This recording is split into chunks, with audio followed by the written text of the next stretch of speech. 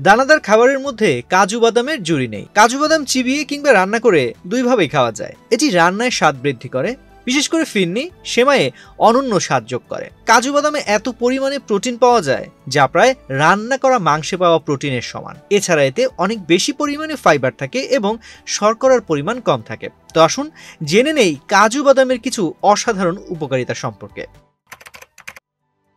Number 1, antioxidant সমৃদ্ধ। কাজু বাদামকে অ্যান্টিঅক্সিডেন্টের power house হিসেবে বিবেচনা করা হয়। আর অ্যান্টিঅক্সিডেন্ট হৃদরোগ, চোখের বিভিন্ন রোগ ও স্মৃতিশক্তিজনিত যে কোনো সমস্যা প্রতিরোধে সহায়তা করে। এছাড়া অ্যান্টিঅক্সিডেন্টের ফলে ত্বকের সৌন্দর্য বজায় থাকে এবং চোখের দৃষ্টিশক্তি বাড়ে।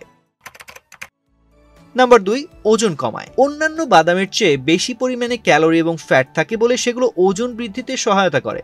তবে গবেষণায় দেখা গেছে যে কাজু বাদামে যে পরিমাণ ক্যালোরি থাকে তার 84% হজম করতে এবং শুষে নিতে পারে মানবদেহ। এছাড়া এটি প্রোটিন ও ফাইবার সমৃদ্ধ হওয়ায় ক্ষুধা কমাতে এবং পেট ভরা রাখতে সহায়তা করে বলে ওজন কমার সম্ভাবনা থাকে অনেক কম। নাম্বার 3, হার্টের জন্য উপকারী। স্ট্রোক ও হৃদরোগের ঝুঁকি কমাতে উপকারী হিসেবে কাজ করে কাজু বাদাম। এছাড়া একটি গবেষণায় দেখা গেছে যে কাজু বাদাম নিয়মিত খেলে রক্তচাপ ও হাইগ্লিসারাইডের মাত্রা কমিয়ে হার্টের স্বাস্থ্য উন্নত করতে সহায়তা করে। নাম্বার 4, ডায়াবেটিস প্রতিরোধ করে।